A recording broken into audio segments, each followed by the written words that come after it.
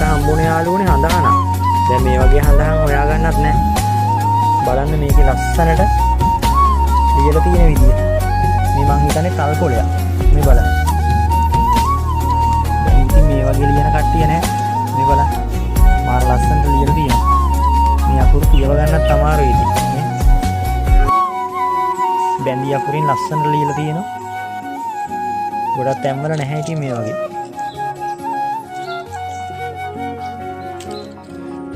බලන්න ඉතින් මේ වගේ එකක් තිබුණ එකට ලොකු දෙයක්. ඉතින් ඔයාලට හරි පෙන්නන්න මට වීඩියෝ එකක් දාගන්න.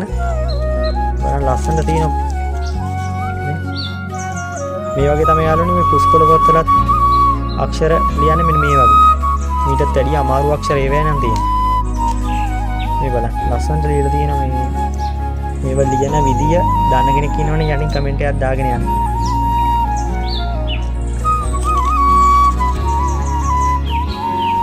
ඉතින් මට හම්බුනේ යාළුවනේ හඳහන.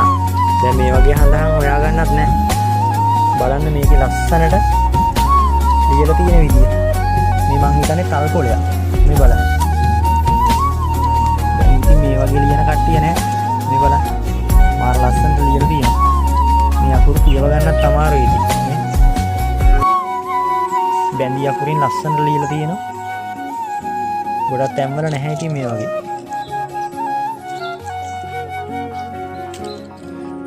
බලන්න ඉතින් මේ වගේ එකක් තිබුණ එකට ලොකු දෙයක්. ඉතින් ඔයාලට හරි පෙන්නන්න මට වීඩියෝ එකක් දාගන්න. බලන්න ලස්සනට තියෙනවා. මේ වගේ තමයි යාළුවනේ මේ පුස්කොළ පොත්වලත් අක්ෂර ලියන්නේ මෙන්න මේ වගේ. මීටත් වැඩිය අමාරු අක්ෂර ඒවැය නම් තියෙනවා.